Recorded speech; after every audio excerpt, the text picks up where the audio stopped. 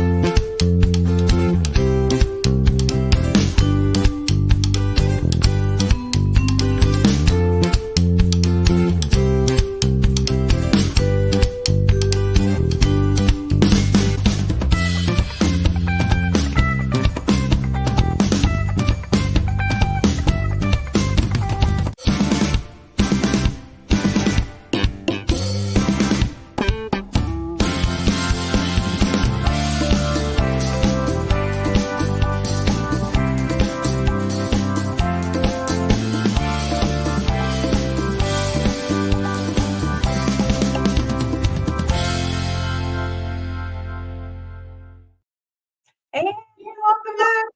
So I just have a few announcements before we get started. The first one is we're going to be doing a giveaway at the end of this video. So if you could, please go ahead and comment #AllBrands. That will enter you to win a $25 AllBrands.com e-gift card, because we have a website at the end of this broadcast. So good luck there. Also, we are going to be doing a drawing on August 8th for $1,900 in prizes from Designs and Machine Embroidery. I love them. I'm sure many of you are familiar with them. I know, Caroline, you are. Yes. So to enter, I am going to put in the comments below where you click to register for that giveaway, and good luck there. Also, if you see anything that you like in this video today, we went ahead and made a product category page for you with all of the items that you may see in Caroline's studio. So to do that, just click the shop product link in the description of this video. Also, last but not least, we're live. So if you have any questions, please put in a comment, and we'll either answer it at the end or while we're live during the broadcast. So yay. I'm so excited, Caroline. I'm excited to be here. Thank you for having me. And I'm looking forward to sharing this project with you. It's been a real popular gift item. I typically, when there's a new baby, you know, friends or family, I like to make these pillows and put some kind of a special book inside. And where I can, I like to match the book to the design. I'm going to be using my Luminaire and the biggest hoop on my Luminaire to do today's project. However, the first few that I made them in a 5x7 hoop. So it is possible. And as we go along, I'll kind of point out, you know, different ways that you can do this if you don't have one of those bigger hoops. Ideally, the big hoop, you can get the entire pocket made in one single project without having to rehoop. And that's why I like to do it that way. But for those that don't have that big hoop, if you've only got like a 5x7 or a 6x10, you can also make these. The main difference would be having to do multiple hoopings, and then the quilting that I put on the pocket. The first several that I made, I did not quilt the pockets, but I really like it to be quilted. It gives it a lot better structure to hold that book inside there, depending on what kind of book you use. The one I have today is a board book, so it's kind of heavy. So having that quilting on it really gives it some structure. But if you've got a sewing machine, you can mimic the quilting that I'm going to be putting on today's project. So are we ready to get started sewing? Oh, yes. Okay. Yes. The first thing I'm going to show you how to do is how to build the pocket using my design center. And once I get that pocket built, I'll kind of backtrack just a little bit and tell you how you could do that if you have a smaller hoop. So Barbara, if you'll just take me off for a moment, I'm going to switch over to my design center on my Luminaire. Oh my goodness. So y'all, Caroline Booth is an educator for Renewal Coxon. She's also a digitizer. So we went ahead and she has two softwares. One of them's the Dime Word Art and Stitches, but she also has Brother PE Design 11 digitizing software, which is great. Oh my gosh, there's so many folks here. It looks like Caroline is almost ready. Just about. I'm trying to get the angle right. Let's try that. All right, here we go. So the first thing that I did was I went to the ScanNCut and retrieved a butterfly. I'm going to kind of skip ahead and show you how I built the pocket using my design center.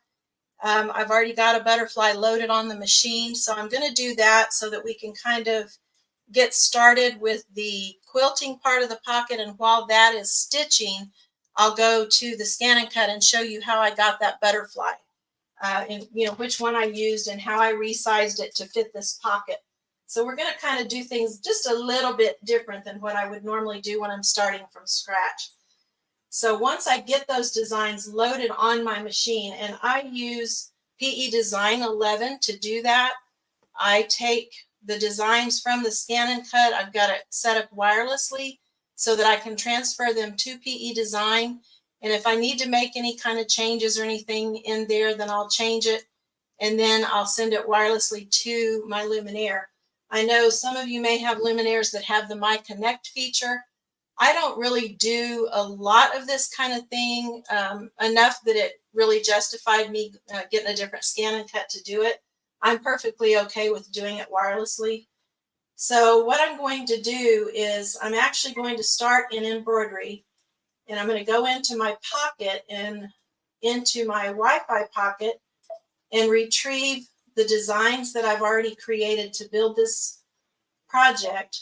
So I happen to know that they're close to the end. I'm going to bring in my words first. And I'm going to, I clicked on the design, I'm going to hit set. And this is going to need to be rotated. I'm using the full screen because I'm using the biggest hoop, which is the 10 5/8 by 16 inches. So the Backyard Buddies is actually going to be on the right side of the pillow for the project that I'm doing. It doesn't matter which side you put it on. You can put the right or the left. But on mine, I did it on the right side. So on my screen, the right side is at the top. So I'm going to have to rotate that. I'm going to go in here and rotate it 90 degrees to the left. And I'm using a mouse today so that hopefully you can see a little bit better what I'm doing with these objects. Normally I would either just use my finger or a stylus, but you wouldn't be able to see what I'm doing if my hand is in front of it. So hopefully you can kind of see how I'm grabbing that with my mouse. I'm just clicking on it and dragging it. And then I'm going to go down here and click OK. That's going to put that on my page. And then I'm going to come down here to add. And I'm going to go back to that pocket, back into the Wi-Fi, because that's the way that I transferred it to my machine. If you do it by USB, you would look for the USB on here. Or you already have it saved in your machine, you would go to that little machine. But I'm going to have to go back up just a little bit to find that butterfly. It's hiding in here somewhere. You have a lot of saved designs. I've got a lot of stuff in there. I've got a lot of projects going on right now. So this little guy, I'm going to hit set, and then I'm going to kind of drag it down a little bit, and then it's going to need to be rotated. This one's going to have to be rotated twice. And you'll notice that it's kind of leaning a little bit towards the right. I got ready to transfer it over because I had already put it into PE Design. I went ahead and rotated it what I wanted it to look like in there and then sent it over so that all I would have to do is rotate it and I wouldn't have to be moving it around all over the place. But if you send it directly to your machine, you can certainly rotate it by little increments like 10 degrees or even 1 degree. You can kind of tweak that a little bit just according to what you want it to look like. And then what I'll do, because these are separate pieces, I can take and move them wherever I want them to go separately from each other. And one of the things that I like to do, I keep the grid turned on so that I can get a idea of what my pocket is going to look like when it's stitching. And this one I'm going to put just a little bit above the center. We've got a center line here and a center. This is the horizontal center. This is the vertical center. So I'm kind of lining that up right on that horizontal center. And actually the pocket is laid out. This is going to be vertical and this is going to be horizontal. So I'm going to just kind of put it right there in the middle so I can get an idea of where I want the butterfly to go. And one thing that I will point out, and I'll show you an example in just a few minutes of why I do this. I want my designs a little bit high on the page. Bear in mind, this part over here on the left, that represents what will be the top of the pocket. So I'm using that as a guide. And with my grid turned on, I'm kind of eyeballing it a little bit to see, I want those designs, or at least the butterfly, to be about an inch down from where that finished edge is going to be on that pillow, on that pocket.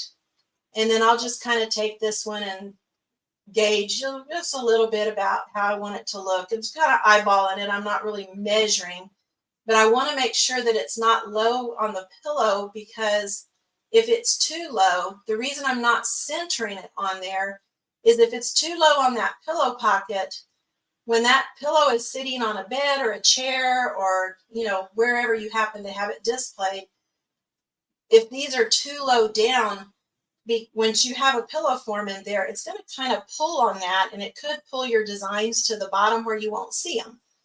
So I like to keep them kind of high on the pocket. And we are going, once we get all of this stitched, we are going to be trimming that off a little bit, because I'm working with the idea that I'm going to do an 18-inch square pillow. My pillow form is 18 inches. The pocket won't actually end up 18 inches. We've only got 16 inches of space to work with on the embroidery, but my pocket will end up being slightly less than that. And because of the type of pillow forms I buy, they really fill up the pillow nicely, but it's not so tight that you can't get the cover on there when you're finished. And we'll talk about all that once we get one finished. I'll show you kind of an easy way to get that form in there without stretching too much on those seams and pulling on those. So I've got these about where I want them, and I need to group them together. So what I'm going to do is I'm going to select down here. You can see where it's got these three little, three little shapes. I'm going to click on that, and that's going to bring up this menu here, and you can see where these shapes are highlighted.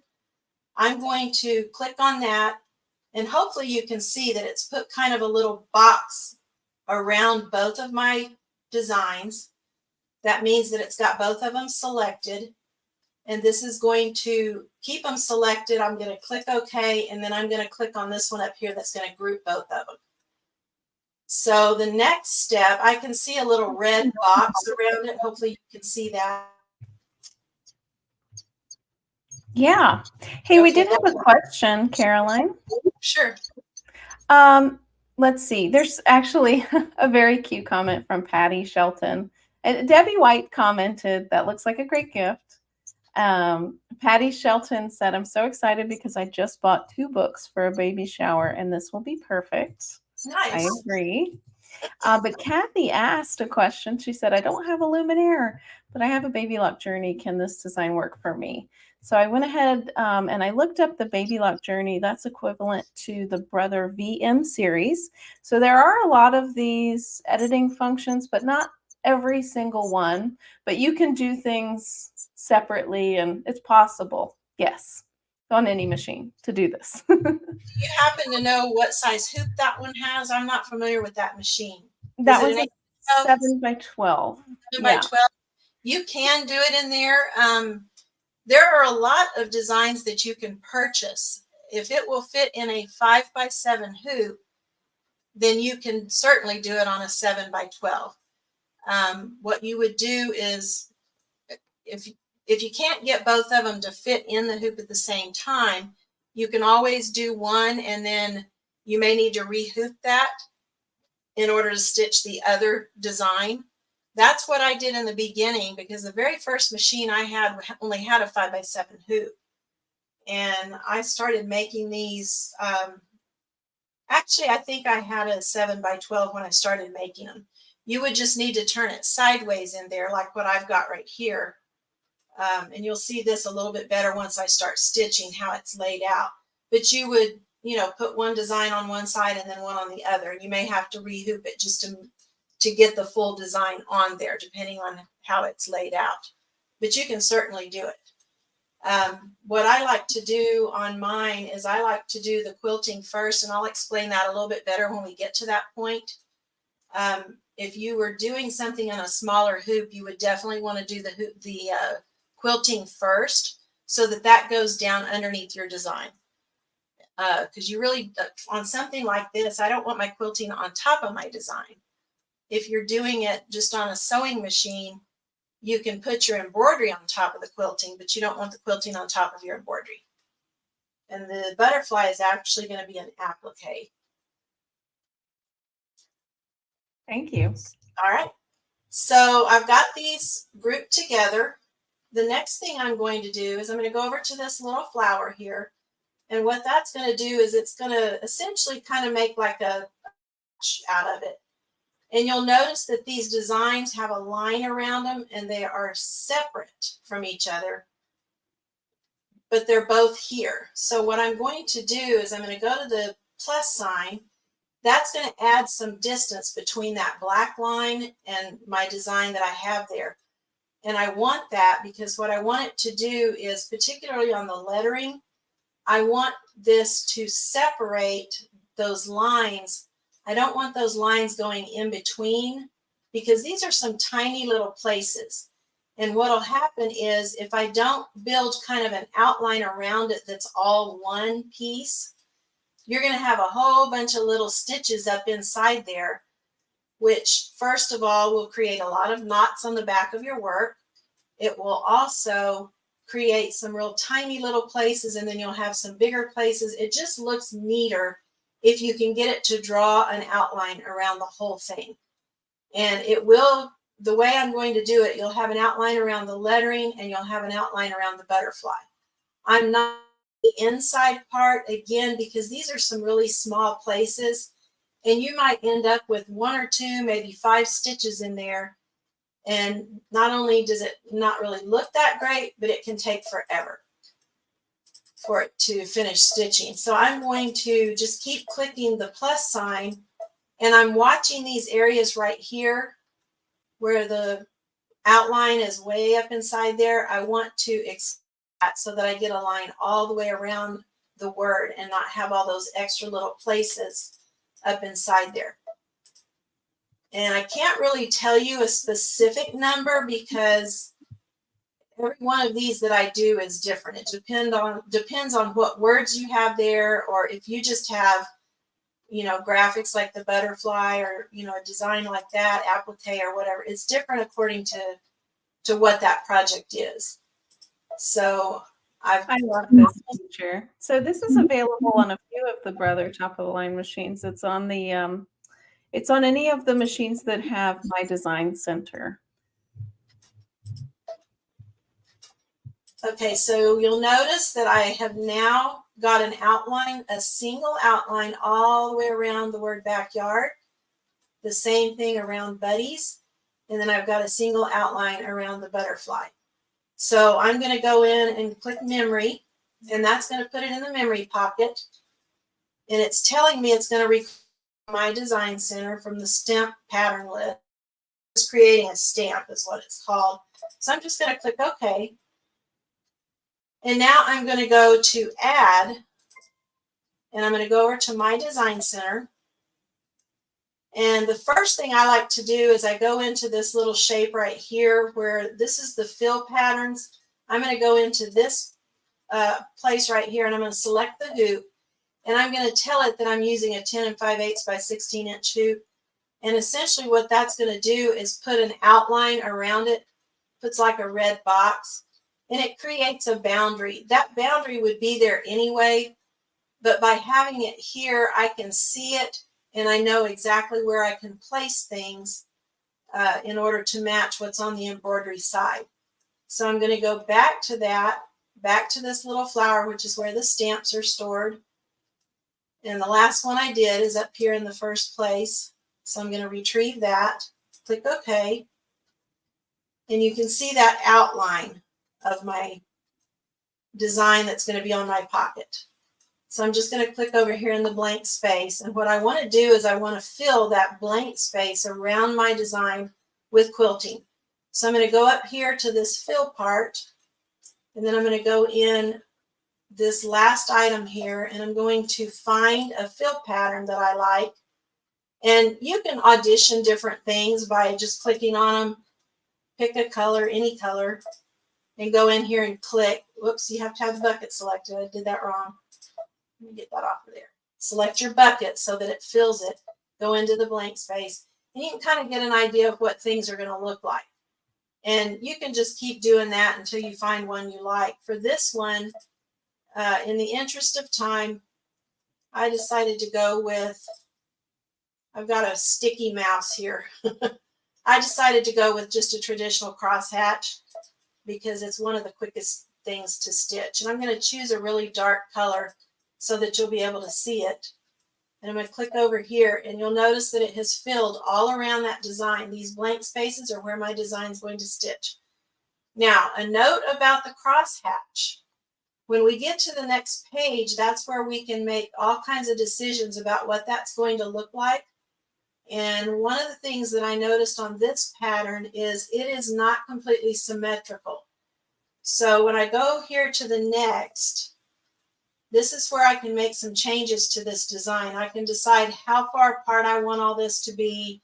I can decide, do I want it to stitch over itself 3 times, or do I want a lighter fill? I can turn on outlines. I can change the angle. You know, there's lots of different things you can change. Most people may have a tendency to start at the top. I have a tendency to start at the bottom. I don't want this to go around 3 times because it's going to take a while, and I don't want a real heavy stitch. So I'm going to select that lighter thickness. And you won't really see a whole lot happen on the screen at this point. And then I'm going to go in on this one here in the middle where it says off. That's referring to an outline around the outside edge. It's also referring to an outline that can go in this blank space that will put an outline stitch around your design. I do turn that on. And the reason I turn that on is to give some definition around this. And also, I want that line to stitch around the outer part because we're going to be using those stitches as a guide when we get ready to assemble the pocket. And then the other thing, because this is not symmetrical, this is turned sideways. It looks right side up to us, but remember, this is a horizontal pocket. So this is not right side up, this is right side up. So what I want to do is I want to come in here and I want to change that angle by 90 degrees. I want to rotate it and watch what happens to that design. Now that crosshatch will be right side up when my pocket is right side up. So that's something that I just kind of happened to notice when I was doing this the first time, is that something just didn't look right. And it's because these are not really symmetrical. They're diamond shaped. They're not really a true square shape inside there. And then I'm also going to change this. I kick it all the way up to 200. Most of the time I do these between 150 and 175, depending on what the design is.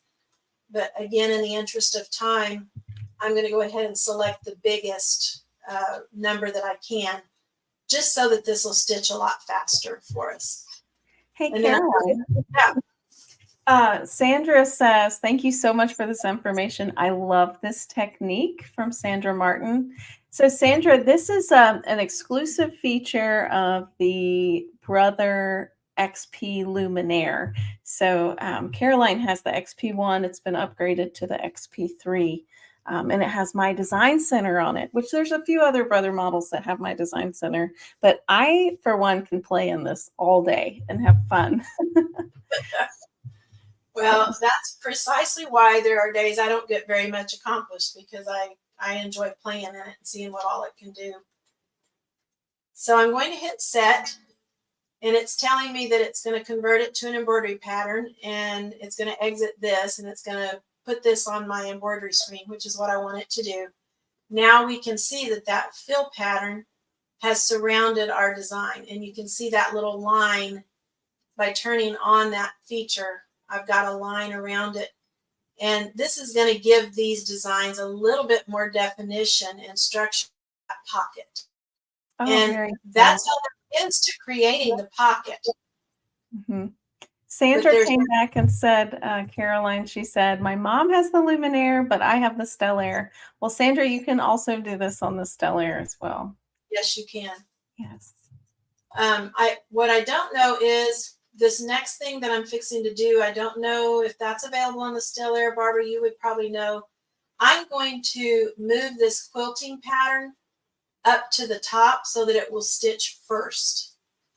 And that, I think, was an upgrade. I can't remember if it was the 3 or the 2 that they added that feature. Yeah, so that's a Luminaire. It is a Luminaire. Okay. Mm-hmm. So I want to move that up to the top. And a lot of times I like for my quilting to stitch last, but on something like this, I want it to stitch first. And the reason I want it to stitch first is because with a large hoop like this, if I have my quilting going first, it's going to kind of help that pocket lay down really well. When we get ready to stitch these other things, it's kind of heavy stitching compared to the quilting. And I don't want that pocket sliding around or moving around. So, excuse me, by putting that quilting first, it just kind of helps stabilize it. So I'm just going to come down here. There's these little squares, and you can see there's a darker back. That represents the design. This last one, you can see it's got the red little dots around it. That means it's selected. So I'm going to hit that, and I'm just going to tell it I want it to go all the way to the top. I'm going to click OK. And now when I go into, I'm looking at it all. Everything looks good. It looks the way I want it to. So I'm ready to hit embroidery. And I can see that that's the first thing that's going to stitch. And then the last thing I'm going to do to this before I start stitching it is I'm going to go into my layout, and I'm going to click this little thing here, which will give me a basting stitch around that so that it will hold really well before I start stitching it. And then if I click layout, I can see what's going to stitch when. And I like to keep it in that view so that I can kind of keep track of where I'm at. Any questions? Oh, I love to see how you do things in the machine. It's very, and you're explaining things so well. Kay says, thank you for the blessing of these wonderful shows. Oh, I love learning from other people. And Rhonda's here. She Hi, says, that's so cute. And hey, Barbara Jones. It's good, so good to see everyone in the comments. awesome. You'll have to feed them to me because I can't see them when I'm looking at them. So I've already hooped my stabilizer. I'm actually using a dime magnetic hoop. I like to use these when I'm doing these pockets just because they're real flat. You can use a traditional hoop, and I'll show you that in just a moment because I've already got one stitched. But I wanted to show you this process and show you how I at least get started on it. We probably won't stitch the entire thing, but I do have one to show you, and I'll show you each step along the way. So the first thing I'm going to do is I've put my stabilizer in, and then I cut a piece of batting. I'm using a Pellon 988 because I want something that's kind of thin, but I want it to have some structure. Some people will use a fusible fleece, and that's fine too. And then I've layered my fabric on top. And for this one, this project is actually very fat quarter friendly. This is half of a fat quarter. What I did was I pressed and starched it. I usually press and starch everything before I embroider on it. There's very few things that I don't starch.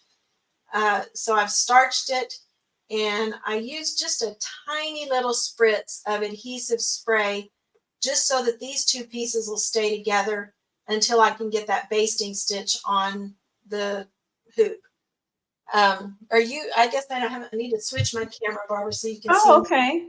And I'll have to ask you while you're switching your camera, I'll add that spray to the shop page. I believe, is it 505 that you're using? It is 505. Yes, that's a must. There are different ones that you can use, but that's the one I typically choose. Everyone was saying how clean my studio is, and I was telling Caroline earlier, it's because nobody sees inside of this closet or inside of my grandmother's hutch back here. That's where I keep all of my sprays. I keep all the sprays together. I think I ended up with 5 cans of 505 somehow. Okay, so the first thing that I do is that basting stitch. And by cutting a fat quarter in half, I've got essentially 11 inches here and hopefully 18 inches wide. If it's, a little bit shorter or longer, that part doesn't matter because this is only going to stitch just short of 16 inches because I've only got what the hoop will allow me to do. So I've cut a fat quarter in half. And when I get ready to stitch this, the first thing that I do, because this automatically goes to the middle of the hoop, I probably need to show you just a little bit more of the screen first. Can you see the bottom part of it here? There's a trace feature that I like to use. I've got a bad glare, sorry, but there's a trace feature right here next to the word memory, just to the left of it. I usually will go to the 4 corners. So I'm going to, you can see where these are. I'm going to click on each one of them, starting up at the top left. So I'm going to go ahead and show you the hoop so that you can see what that's going to do. I absolutely love those dime magnetic snap hoops, and they make them in all sizes for most every embroidery machine on the market. So please visit allbrands.com and check out those dime snap hoops. They're a must for in the hoop quilting. So what I'm looking for is to make sure that my needle is going to come down far enough away from that edge that it won't catch that edge once that quilting starts. And I can see up at the top that it's clear enough. So I'm going to go to the other corner, and I'm kind of watching it so that as it traces across there, I can see that it's still within that fabric edge. And I'll do that for all 4 corners before I stitch. You may have noticed I've got a selvage edge over here. I'm not too worried about that because that's going to be cut off before we actually stitch the pocket onto the pillow. So I can see that it's cleared on all of them. So I'm going to take it back to the center. Then I'm going to click OK. And then I'm going to come over here to my plus minus at the bottom. And I'm going to click that, and I'm going to advance this a +1.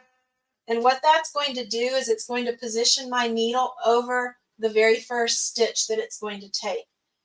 And to start this, I'm going to grab my needle thread and just hold on to it if I can get it.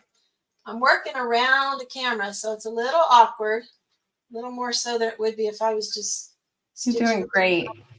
And I love your fingernail polish. It's super cute. Thank you.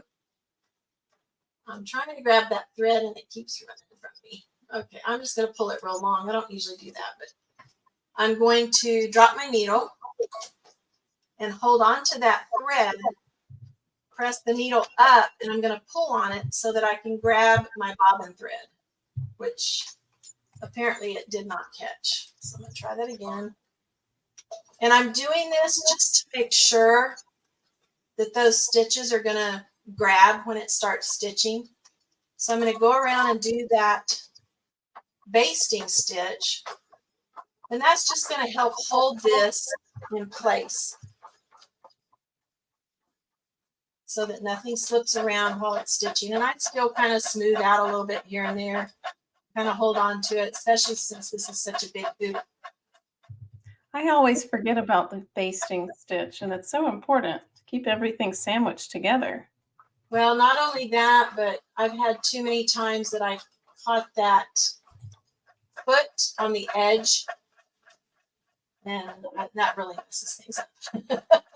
Hey, we have someone watching from Queensland, Australia. Annie Price, welcome. Thank you for watching. Yeah, that's awesome. We were just talking about how we love to connect with people all over the world. It's really neat to find out where people are from.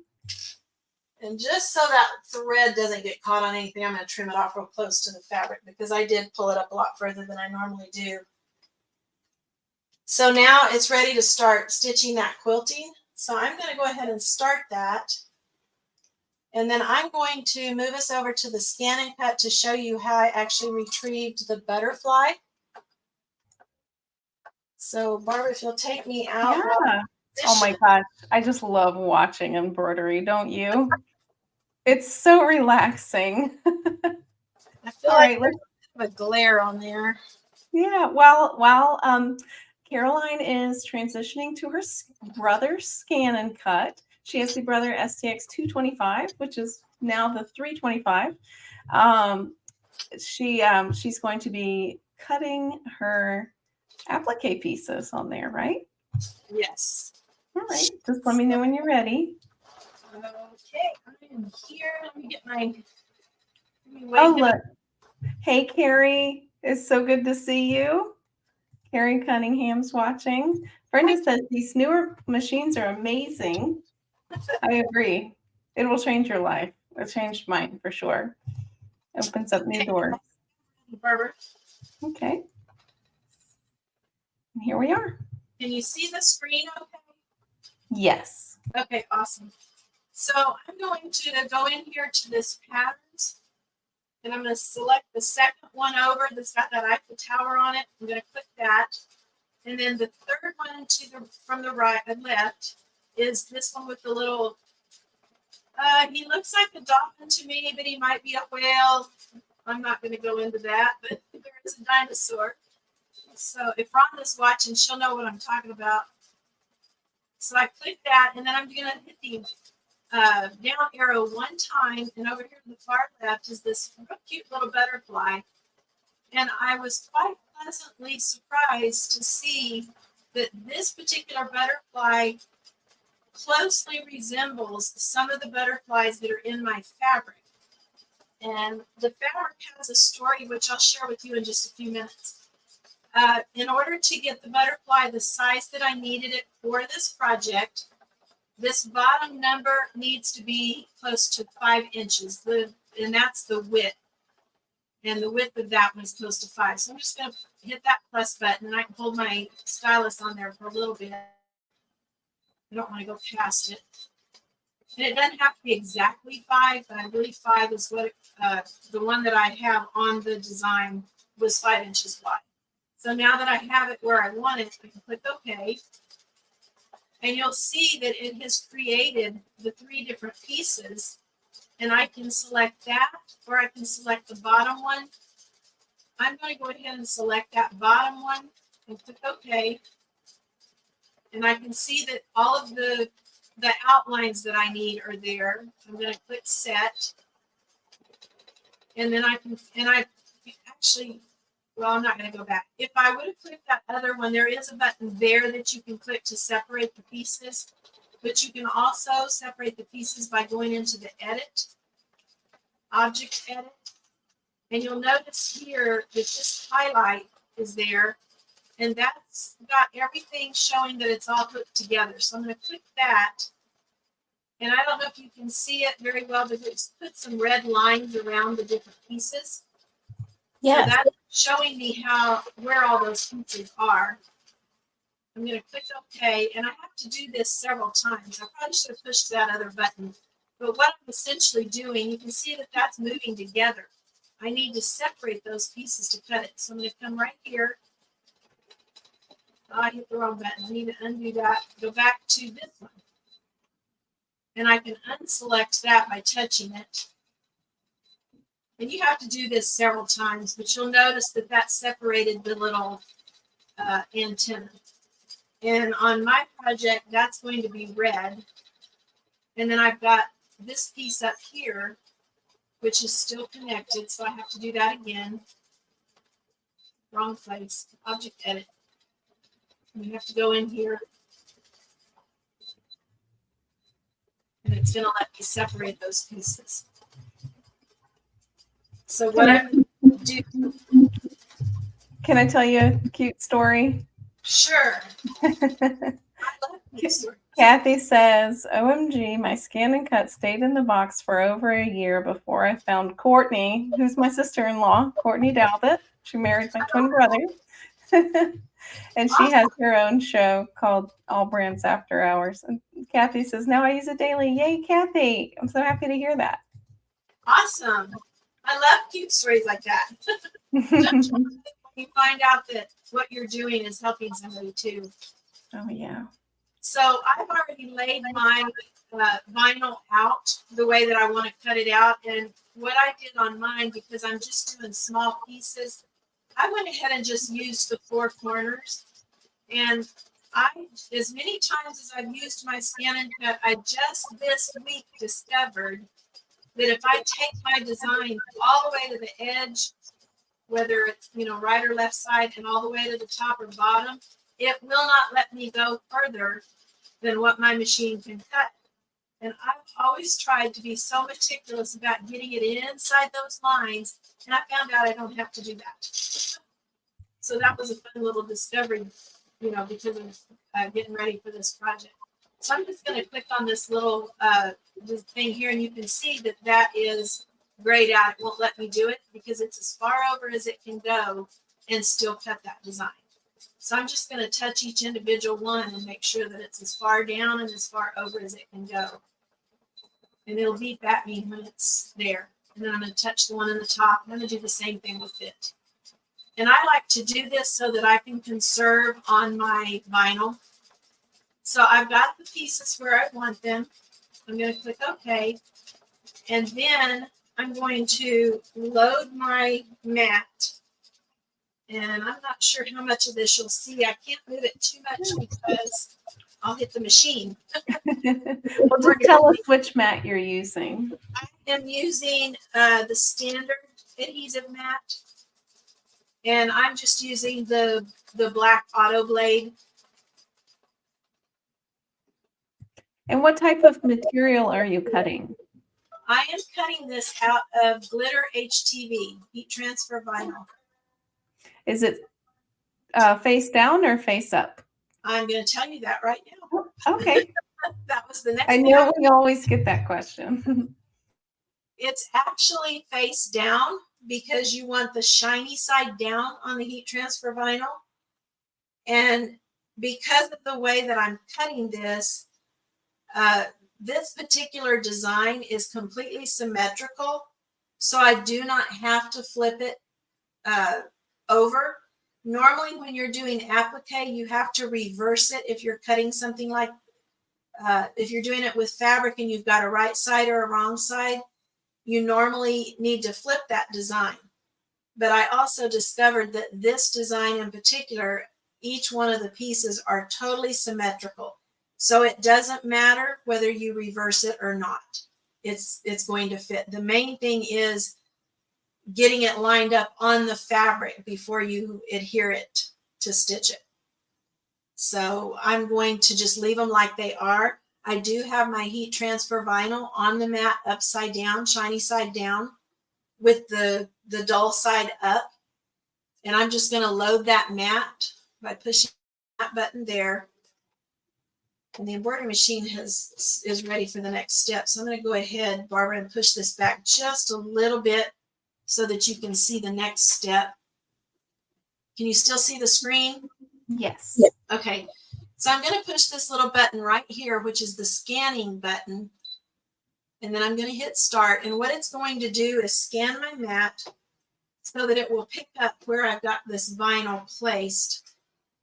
And that's just a way of me making sure that my design is actually on top of the vinyl that I need to cut.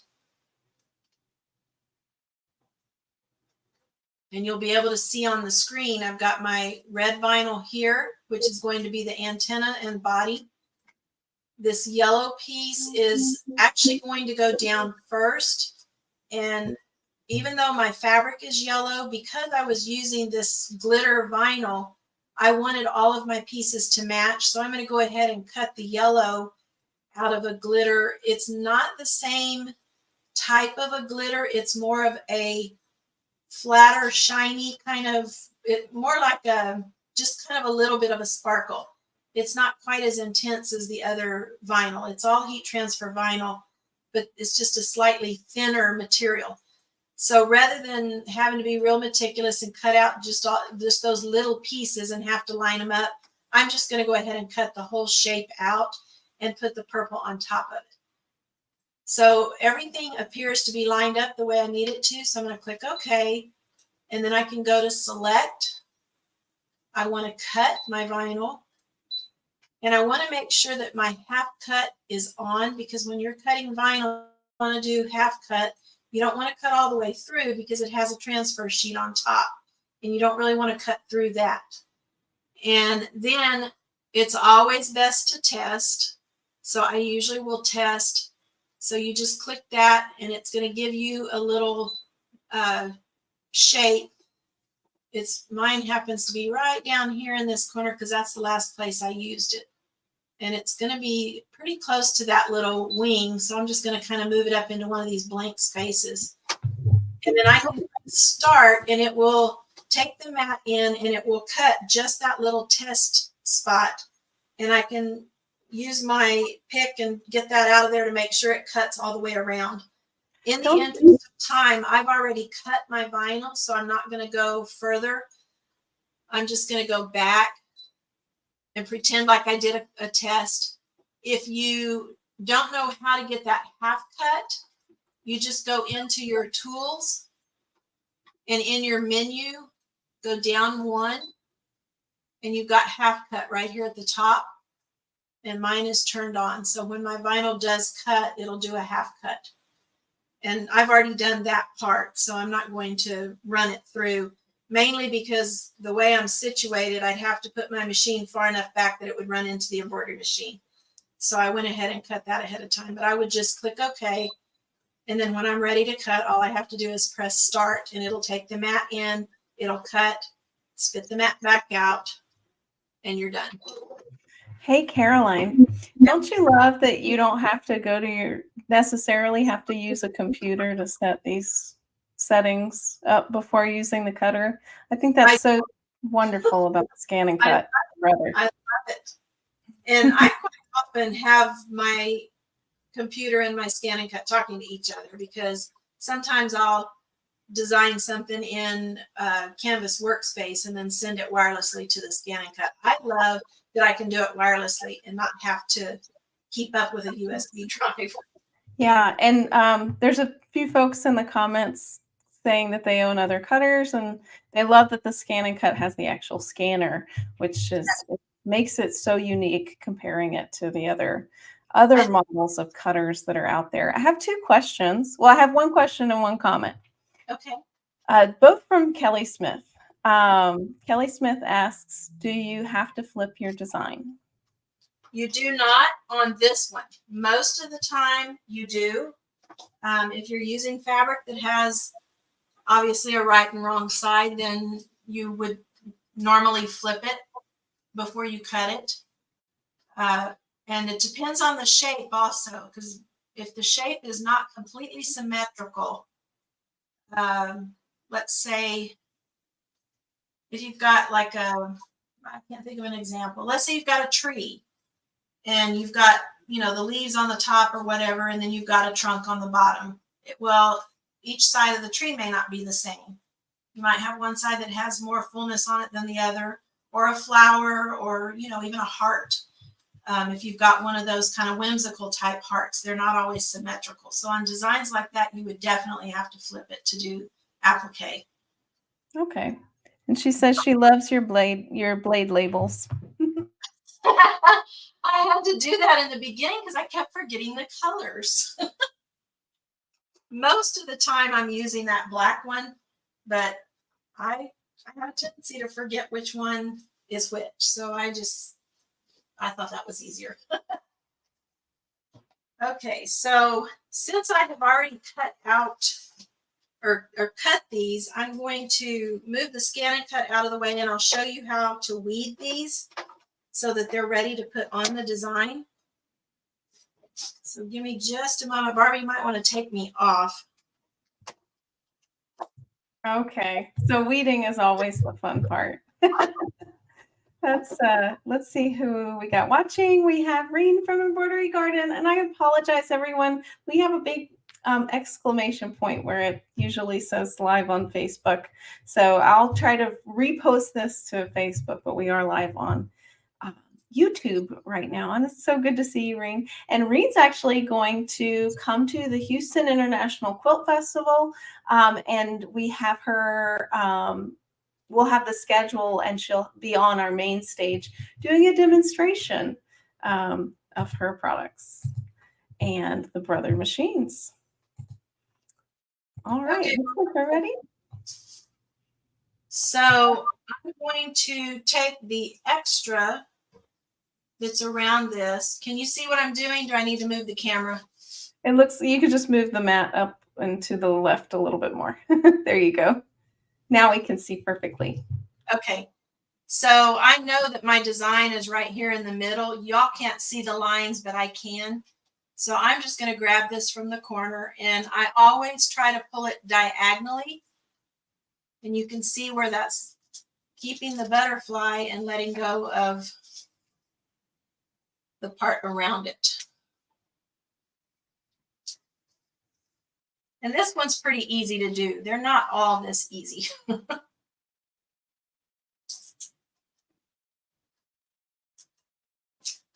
And I'm just going to do that for each one of them.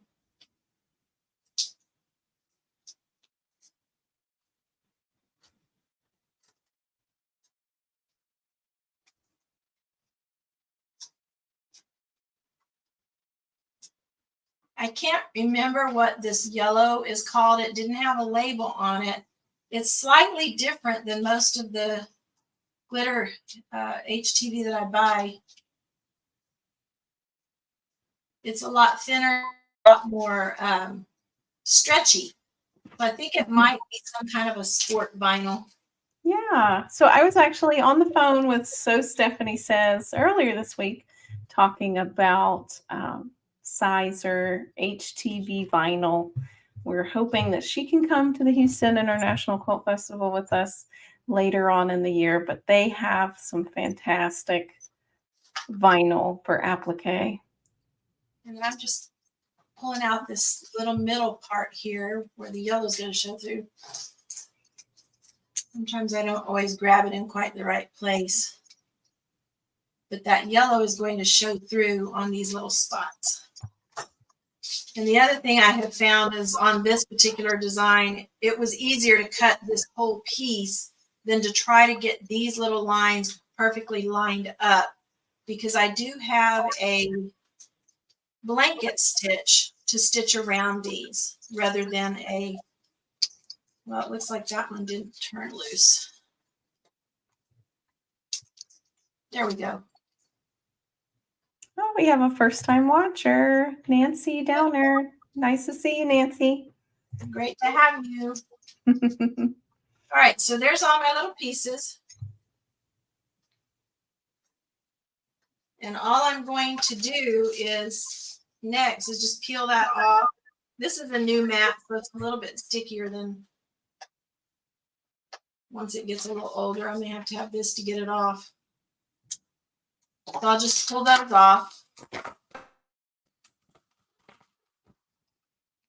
And I want to leave that transfer sheet on there because I'm going to use that to press it onto my design.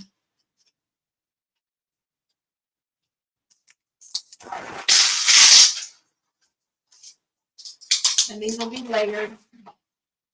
There is a way to get rid of all the blank space and everything, but because this was just 3 pieces and it's not a real big design, I'm just going to layer them on top of each other. So I'll have lines that show up on my fabric where I'll line those up.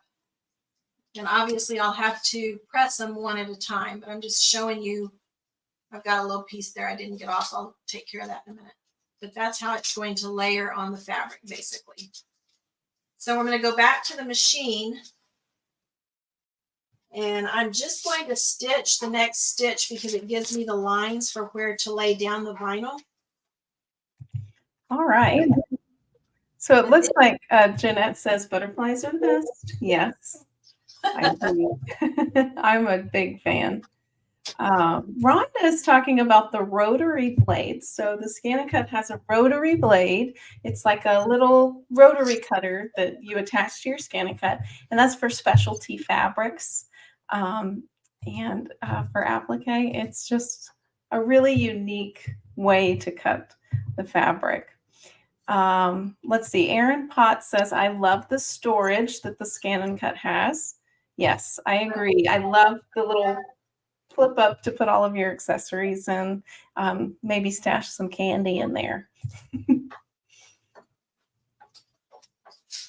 All right.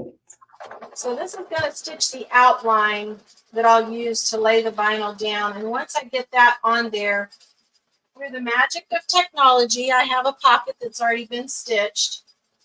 So I'll need to show you how you put the lining on it. I do it a little bit different than some people.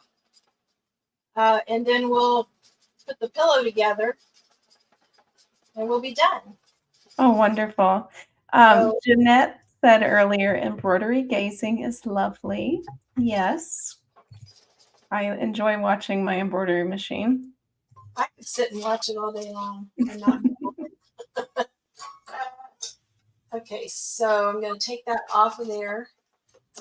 And I'm going to go ahead and just show you right here. Hopefully you can see this was the outline that was created by the quilting. And now I have this other outline that is actually a placement stitch for that vinyl. So the first layer that will go down, this is kind of awkward because I'm working around a camera. So thank you.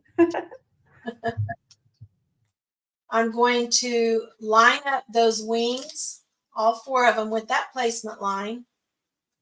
And then I'll press that down with the iron.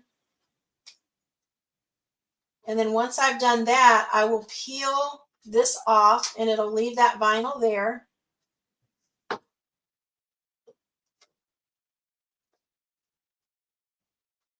And then I'll put the purple layer on. And again, that placement or the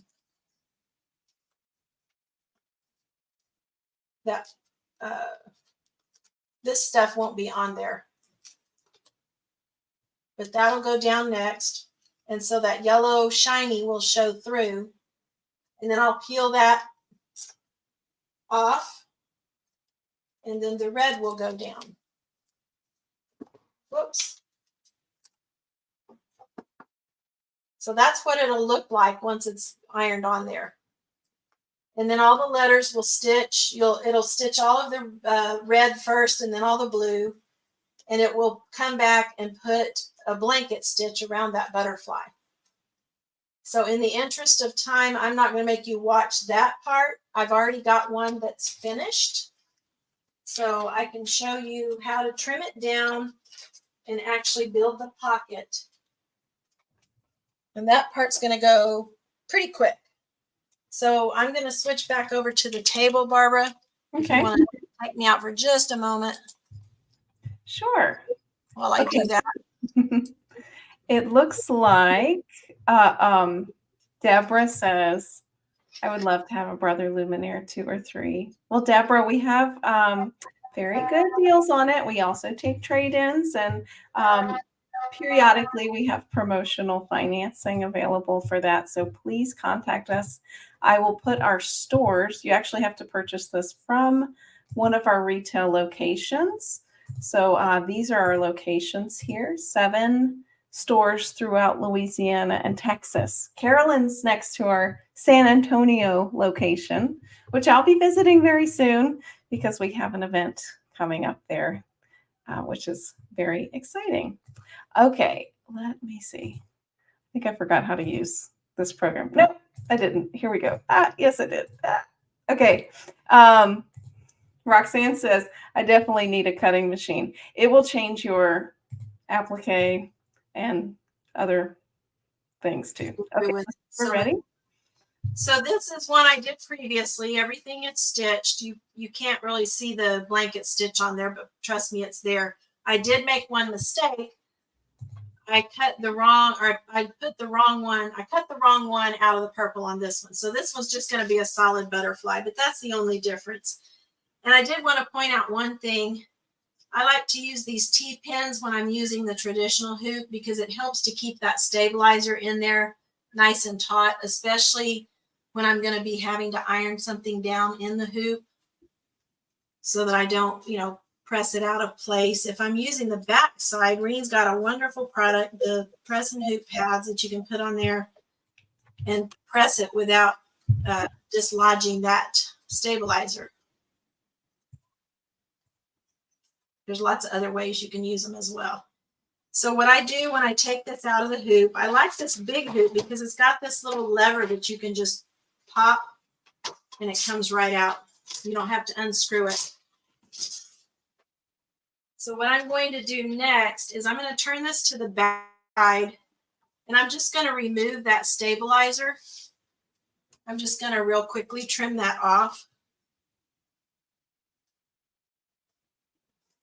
Maybe quickly, maybe not. And I keep this because it's such a big piece and I don't like to waste anything. I have several things that I'll use these for. I have a serger and I'm still learning how to use the serger. So anytime I change my stitch on my serger, I'll take pieces of stabilizer like this and practice the new stitch on there before I stitch on whatever it is I'm trying to sew so that I don't mess it up. And sometimes I'll just fold it over a time or two so that it kind of mimics whatever fabric I'm stitching on. I'm just reducing the bulk here by doing this. I'm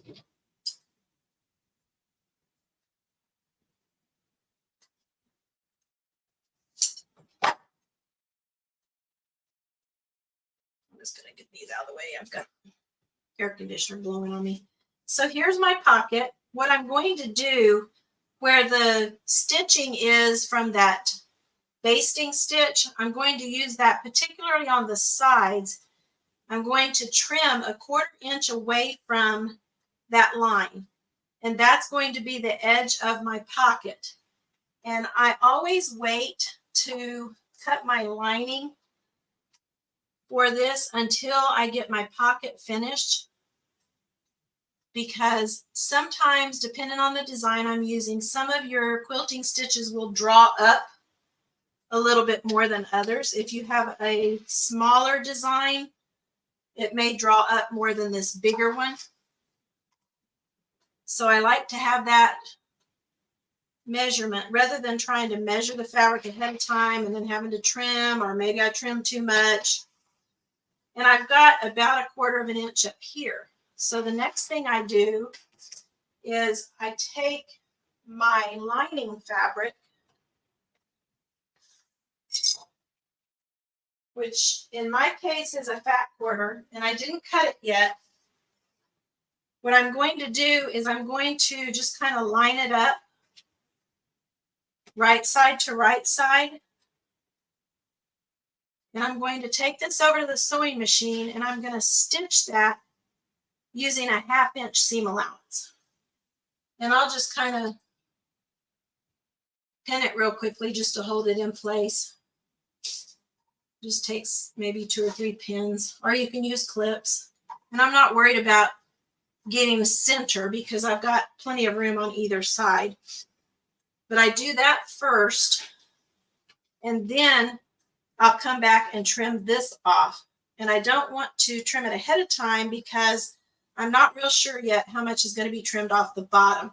So let me switch over to the sewing machine and we'll stitch that together. Okay. Sarah says, I never thought of stitching on HTV. Oh, it's so cool with applique and the ScanNCut. And actually, you don't have to do it the way I did it. You can just stitch directly on it if you take just the carrier sheet off. And if you're just doing like a straight stitch around it, you can take and stitch it on and then tear the HTV. Yeah. That's a good method for doing it. But the ScanNCut's so much fun. Oh my goodness. Excuse me. So if you haven't yet, please hop on over. Well, I know you're all watching on YouTube right now because Facebook's not working, but hop on over after the show to our page by clicking the icon below that says AllBrands and search After Hours. And that's Courtney's show with the ScanNCut, and it is fantastic. And you're going to be using a very cool foot here. You said it's called the bi-level foot? It's a, yes.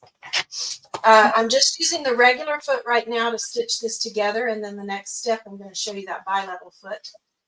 So I'm just going to be stitching this together using a 1/2 inch seam allowance, just a straight stitch. Can you see the machine okay? Yes. Okay. So this will go pretty quickly.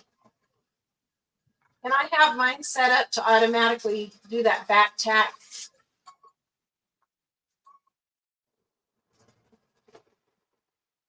The reason I do it this way is so that I can get what I call a faux binding on the front side. And it just takes one step to do that. Oh, Barbara Jones. It's so much fun to have great tools and supplies. AllBrands has pretty much everything, exclamation point. And if they don't, just tell them about it. They're awesome. You're awesome, Barbara. Barbara's from Houston area. I can usually get it for you. So go ahead. I'm going to just flip this over to the back side. And I normally would take that to the iron and press it, but I'm just going to do it with my fingers to save a little bit of time. And then I'm going to flip it to the back. And again, take that to the iron and press it, but I'm just going to finger press it for now. And this is where I'm going to use that bi-level foot. I'm just going to switch out. Well, I thought I had it here.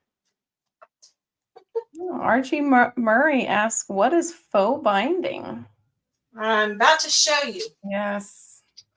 So instead of doing this in 2 steps, I seem to have dropped my, oh, here it is, my little foot. I love these snap-on feet. Oh, me too. It's great.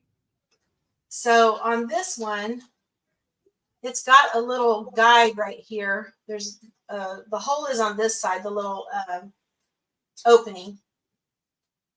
This part of the foot, let me just show you the back of it. That part of the foot, can you see where this part is lower, or this part is lower than this part? Yes. That's going to ride right against where these two come together. And if you're doing an actual binding, the binding side is going to sit up a little bit higher.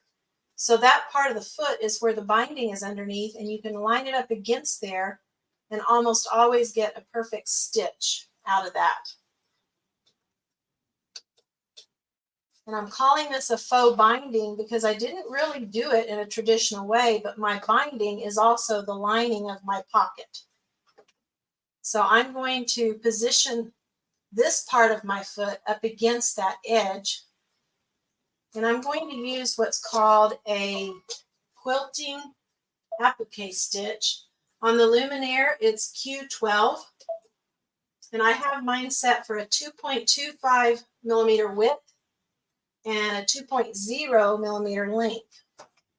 And all I'm going to do is keep that lined up, and it's going to stitch along this line and ever so often take a little bite into that fabric. I would typically use the same color thread that I'm using for the binding so that that won't show. But I'm going to go ahead and use the yellow so that you can see it, because I want you to see where that kind of takes that little bite over.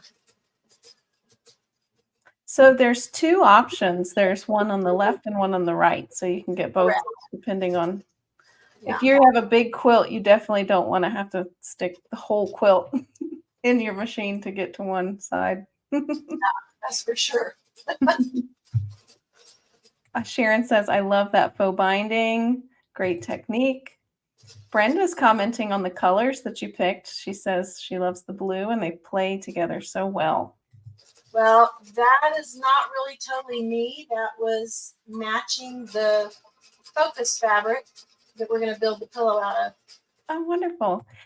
Sally RN1 says, where can I purchase that foot? So thank you for asking, Sally. If you click shop product in the description of this video, then you can see all the products that we talk about today. And I have a few to add that Caroline mentioned, like the press and hoop pads. I'm definitely going to get that added. That is so cute.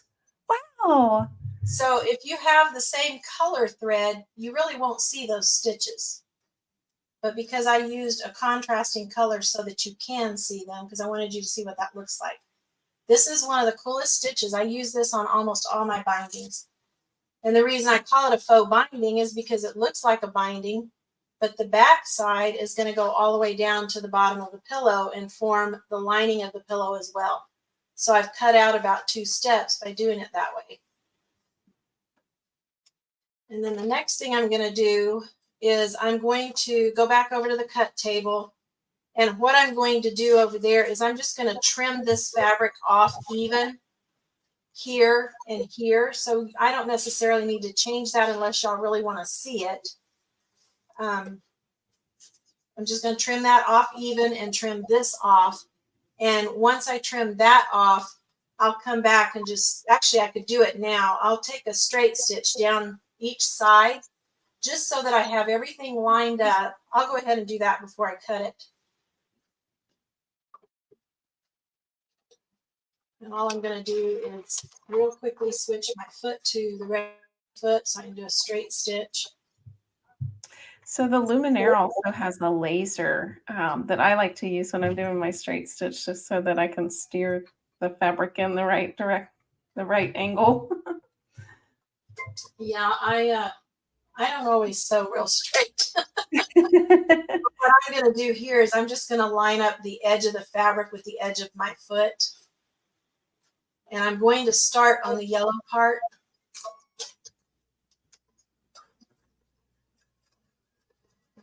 Just kind of line that up and just stitch straight down to the bottom. That's going to keep these 2 pieces lined up when I get ready to stitch it to the actual pillow. And if you wanted to, you could actually turn here and go down the bottom, but I don't do that just because I'm going to be cutting that off in a minute anyway. So it would just be wasted stitches. And then I'll flip it, make sure everything is nice and straight. And I'll just flip it around and go from the bottom to the top on this side. Again, just lining it up with the edge of the foot. And again, this is going to be trimmed off down here. So I don't need to do that part of it. So that's how you do the pocket. I'm just going to real quickly trim it. And I will go ahead and switch to the cut table so I can show you how to do the actual pillow, how to cut that fabric. And we're almost finished with this.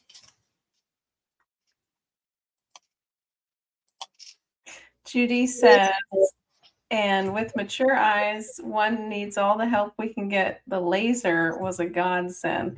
And so is, because I forgot my glasses today, there's a magnifying glass that you can get for the Luminaire. And this, I believe it fits on the Stellaire as well. And it's like a little two-part magnifying lens that goes right above the needle area. I'll put that in the shop product link in the description of this video because that's an excellent accessory, a must-have.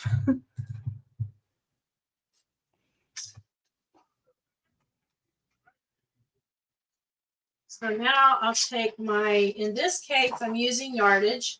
You can use fat quarters if you want to. I'm going to take my yardage, and I usually wait until I have my pocket constructed before I cut this so that I can match up the width. Because again, I started out with 18 inches, but my machine only stitches a little less than 16. So the quilting can kind of draw it up sometimes. So this will tell me how wide to cut my yardage. If you're using a fat quarter, you would just use the width of the fat quarter and trim down what you don't need. But it takes about a half a yard of fabric if you're using yardage. It would take you 2 fat quarters if you're using fat quarters, one for the front and one for the back. I don't do a zipper. I do an envelope back. So I'm going to take and Okay. Rhonda asks, do any of the machines have lasers? Okay, you're quizzing me now. So the Quilt Club BQ 3100 has a laser. And the Stellaire, I know, have a laser.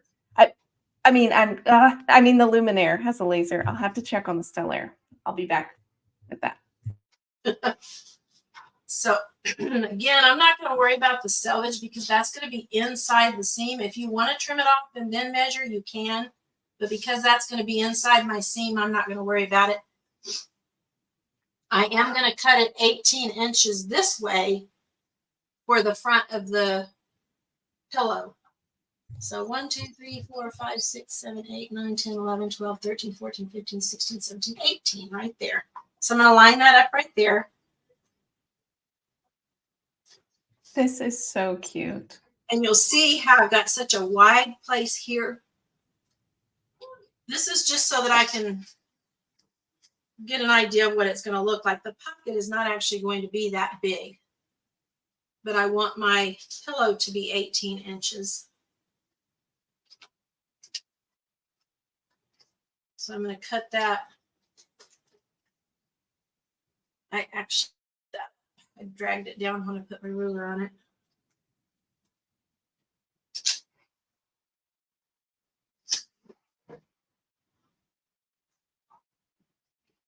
That didn't cut all the way through. One little thread there and one little thread over here. Okay. And then the rest of that will be used for the back of it. We're going to do an envelope style back. I typically like my finished pillow to be about 9 inches. So what I'm going to do now is measure that pillow. Right now it's 11 inches. I'm going to trim it down to 9.5 because I'm going to assemble my pillow with 1/2 inch, excuse me, 1/2 inch seam allowances.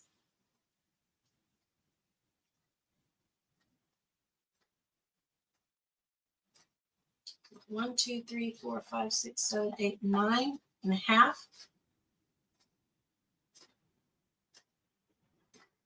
And you'll see I've got plenty of room down here underneath my design so that when I stitch that down, and I'll show you a sample here in a minute, that I have that in the wrong place. It goes right there.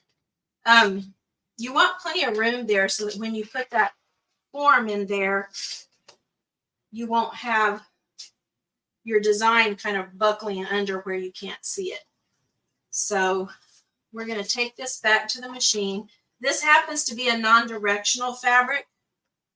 And what I like to do with non-directional fabrics is I'll pick just maybe one character or something in there and just see if I've got something that's pointing, you know, face up. And that's how I determine which way to turn my fabric most of the time. So I'm just going to go stitch these down. Before I do that, I'm going to cut the back in half with the rest of what's left. And normally I would starch this, press it and starch it. But I know we're running long, so I'm trying to hurry. So I'm just going to cut that in half. And I'm not going to worry about the selvage because that's going to be hemmed under. And what I'm going to do is just put about a 1/2 inch, turn under about a 1/2 inch on there and zigzag it. You can finish it off real nice if you want to, but you don't have to. So I'm going to go back to the machine. We're just about finished. Thank you, Sandra, for confirming the Stellar has a laser. I appreciate that. Linda says Stellar is awesome. We're working on the Luminaire today. Stellar is very cool too. Okay. So actually what I'm going to do is I'm going to hem my 2 back pieces first. And again, I would normally do this, you know, after I press it and starch it. And I'm just going to kind of eyeball 1/2 inch and turn it under and then just zigzag across there.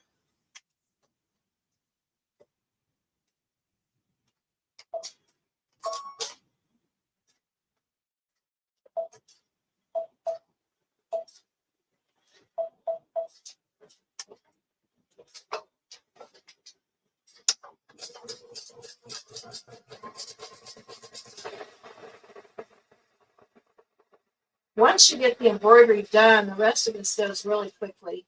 It's so funny. It looks like the video is sped up. Oh, it does? So fast.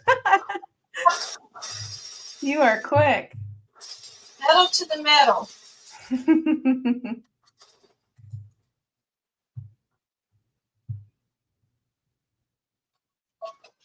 And I don't worry about tying that off.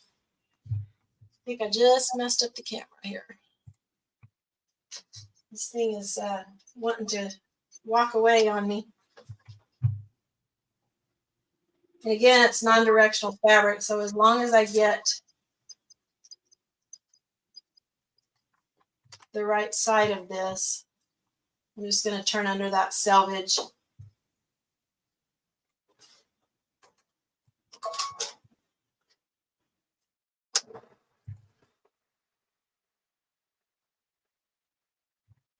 Cindy King made a cool comment. I have made many, many, many, many, many, many reading pillows. Awesome. If you are using fat quarters, just adjust so you can get it in 4 fat quarters. Caroline's is super cute. Yeah, most of the time I do use fat quarters. That's usually what I prefer, but I'll tell you my story about this fabric. I was in Hobby Lobby. I knew I was going to be doing this project. And I had already bought a book for my grandson that's a tactile book, which means it has little things that he can touch and feel in there. And I was doing something for a totally different project, and I had already bought the book Backyard Bugs. And not knowing whether or not I would violate any kind of copyright or anything by putting backyard bugs on my pillow, after I read the book, I realized it's a book that's kind of geared towards not only teaching kids about the bugs that are in our backyard, but it's done from a perspective of kind of, or at least in my mind, of making them not be afraid of those bugs. So that's why I decided to call this Backyard Buddies, because it does have some cute things in there about how they can be our friend. I'm just going to clip these so that I get those sides on straight. And what I'm going to do is I'm going to stitch this pocket down all the way around before I put on the back side. So we just have 2 more steps and we're finished. I'm going to fold that. It's a little awkward around this camera. Thank you, Caroline. We really appreciate you showing us this project. I'm inspired. So everyone, let us know in the comments, who would you make this for in your life? I saw earlier it was a good idea for a baby shower. I got started making them for new babies. And getting just fun little books, and I would try to see if I couldn't match the design to the book as best I could. Diane says, I would make this for my cousin. I have 3 nephews that are 4, 6, and 7. And I try to encourage them to read as much as possible. So I think this would be great. A good way to do that. Or to get read to, at least. Yeah. Well, I give it to, people for baby showers or for new babies, because it does encourage them to read. Not everybody realizes that just because they can't totally understand or really know what you're talking about, reading to them is so important. And it really does help their language skills in the long run. And statistics have shown that babies who are read to, in most cases, unless they have some kind of special needs, typically do better in school. So this is the top part of the back. And whichever part you want to be on top when you turn it right side out is the part you should put down first. So I put the top part right side to right side at the top of the fold, lining up the edges. And again, I'm using about a 1/2 inch seam allowance, which means my pillow is not actually going to be 18 by 18. It's going to be a little bit smaller, but it also means that it's going to fill it up a little bit better. And I don't know how many of you know this, but right at the edge of your bobbin, where you can see through this little cover, you stop your fabric right at the edge of that. That's right at a 1/2 inch. So if that helps you know where to stop, short of using some kind of a seam guide aid. Mm-hmm. So that first line on the right side. We did have someone asking about the magnifier. I just added that one to the category page. Thank you for asking. So any of the products now are available on the shop product link in the description of this video, including Reen's press and hoop pads, which are great. And then I'm going to put this one down right side on top.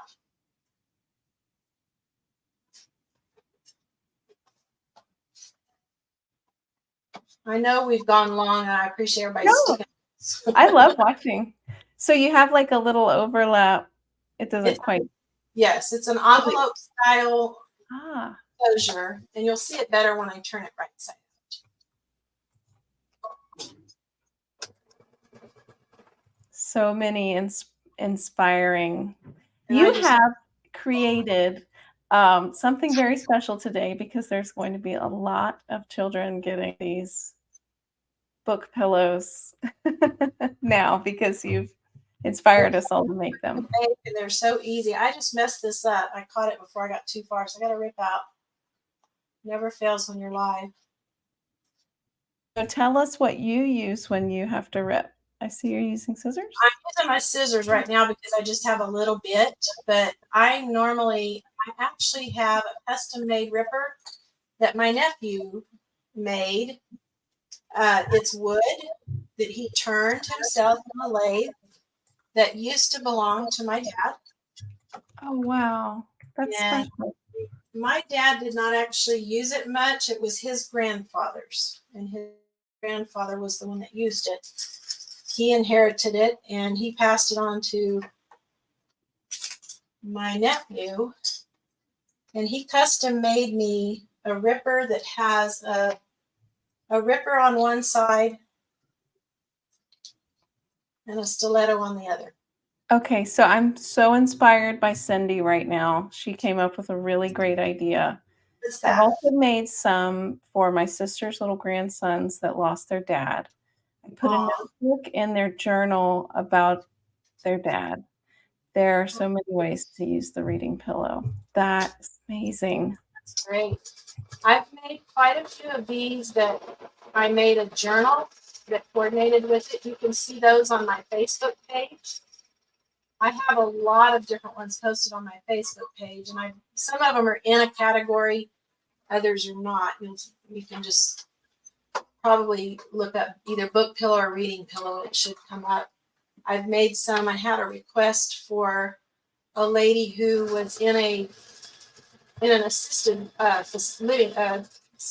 living facility, and I had a request to make one that was kind of like a prayer journal. So what I actually did was Reen has a really nice little notebook cover. So you can use 2 or 3 different fabrics on it. So I was able to match the journal to the pillow, and she loved it. We got a cool upcycle suggestion here from Brenda.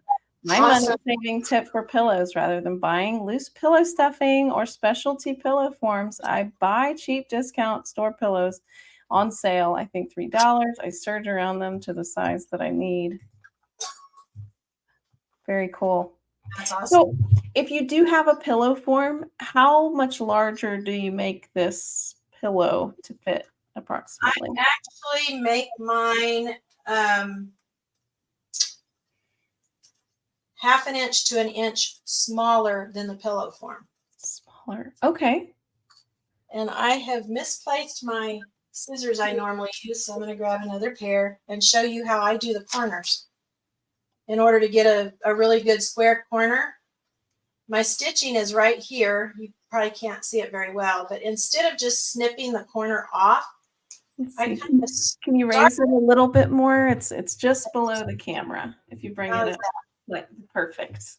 Okay, and I kind of go at an angle around there, and I do that on all of the corners. Just kind of come in at an angle towards that. You want to make sure you don't clip into the stitching.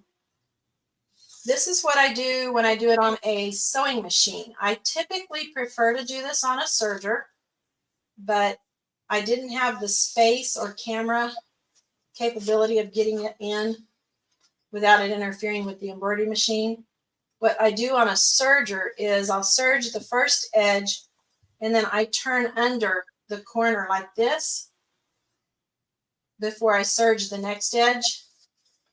And I do that on all 4 corners, and they turn out perfectly square when you turn them inside out. You could do that on the sewing machine as well, but I just got in a habit of doing it this way on all my corners. I learned this from Joanne Bango.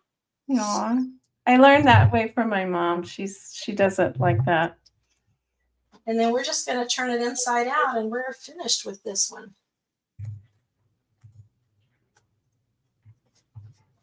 Poke out those corners.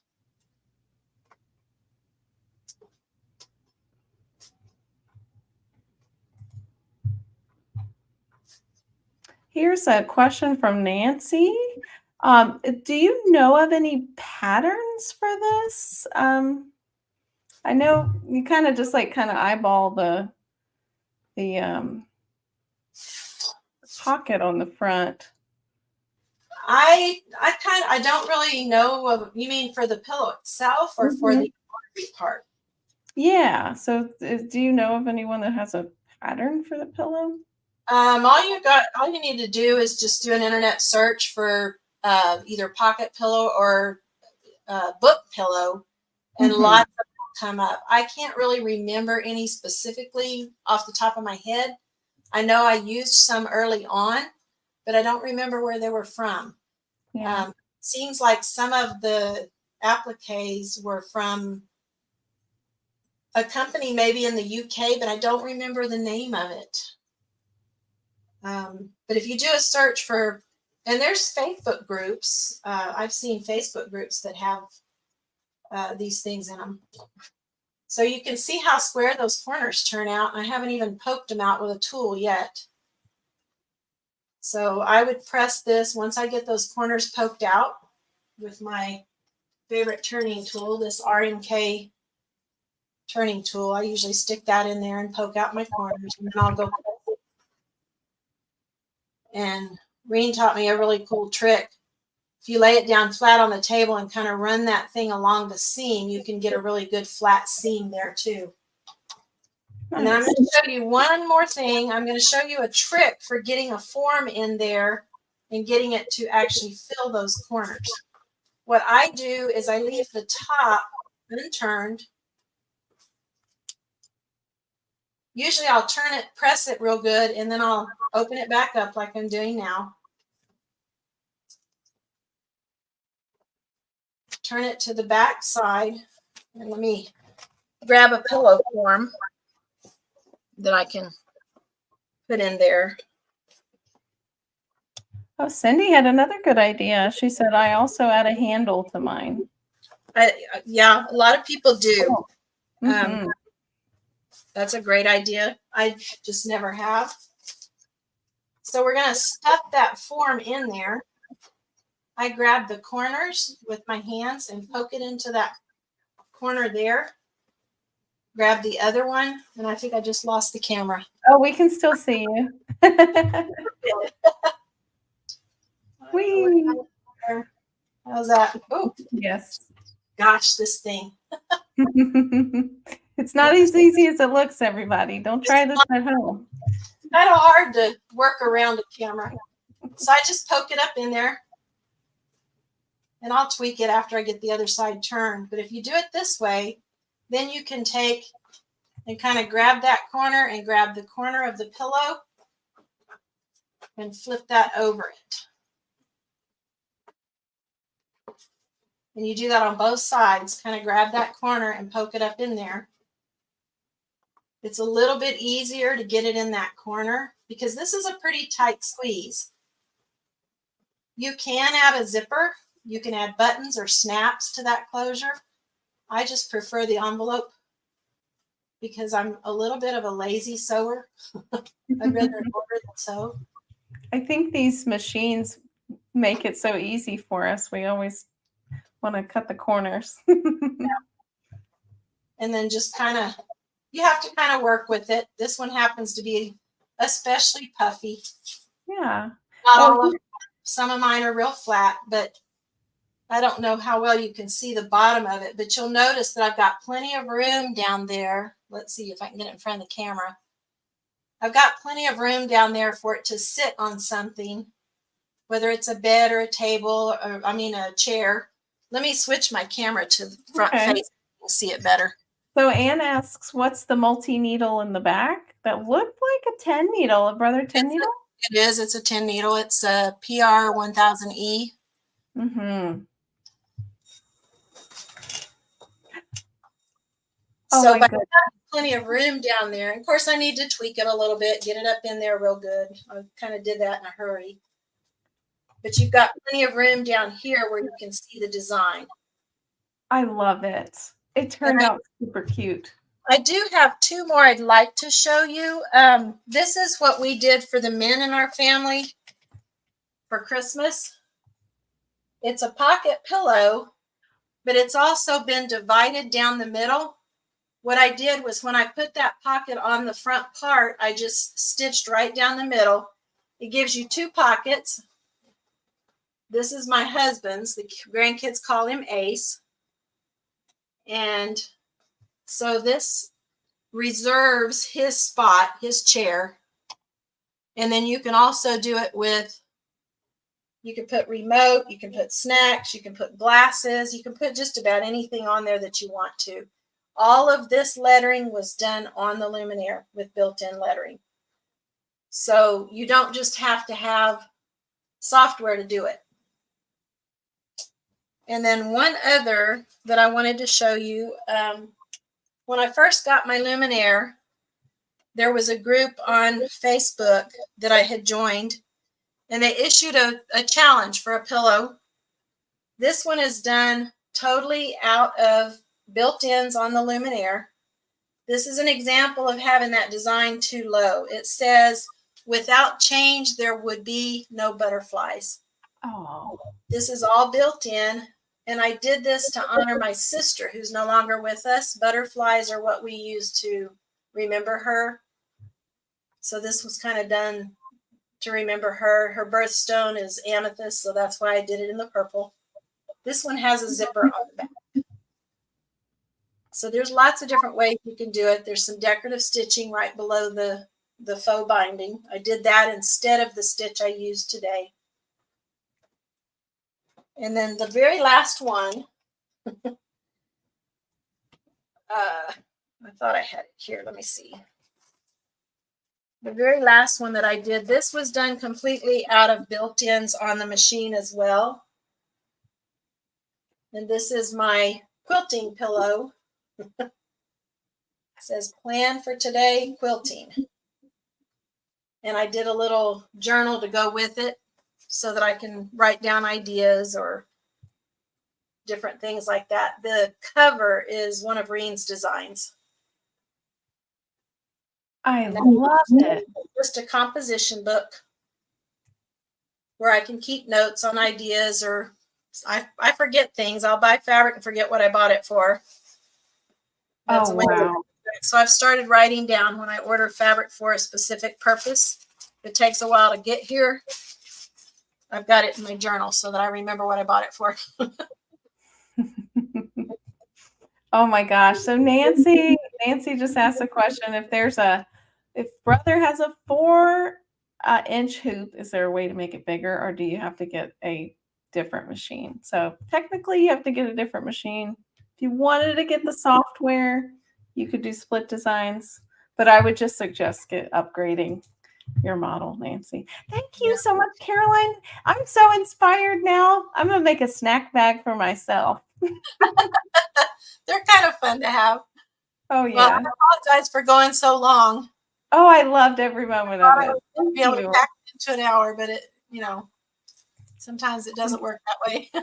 Everyone in the comments is loving the pillows. You're getting so many wonderful comments. So much. Thanks for hanging with me. Well, I think we have time to do a giveaway. So let's do that. Yay. All right. And drum roll, please. Our winner is going to be, is it your lucky day? Diane, congratulations. Diane Congratulations. Deacon. Awesome.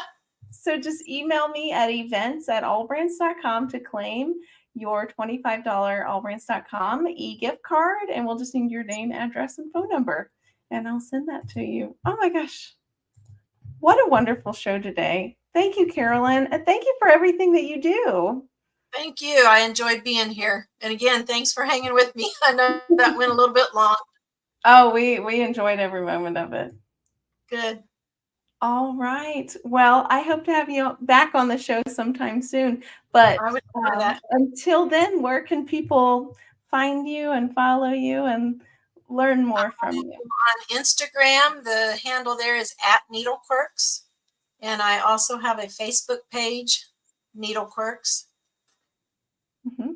And that's and then it. I know you teach for Reen as well. I'm sorry? Do you teach for Reen on yes, her website? I do. I teach. We do all kinds of different things. We've done a lot of rope bowls. We've done some table toppers, and I'm kind of working on a holiday collection right now. So watch for those classes soon. You can find the listings for those on embroiderygarden.com. She sponsors all of those classes. She sets them up. So if you want to purchase one of those classes, when you purchase the class, you also get a PDF with written illustrated instructions, just like you would if you were buying one of her embroidery designs. And so she handles all of the, I'll say the not so fun part of it. To me, the fun part's teaching, but she handles all the administrative end of it. So she takes care of the signups and everything for me. So is this how it's spelled? Jeanette S? That's correct. Perfect. All right. Well, we'll see everyone next week. Guess who we have on the show? Hopefully Reem. Actually, Reem Wilcoxon from Embroidery Garden is going to get us inspired to go back to school. And there's like a really cute, and maybe the book that goes in the bag, it could have this little, it's like a pencil case with a Elastic wraparound that goes around the book. Is super cute. You have to join us next Thursday at 3:30. I'm pretty excited about that design. That's going to be very useful. Yes. All right. Well, thank you everyone for being here today. Thank you, Carolyn, for sharing your time and your inspiration and your knowledge with us. And we'll see you all next Thursday. Thank you. Bye. Bye.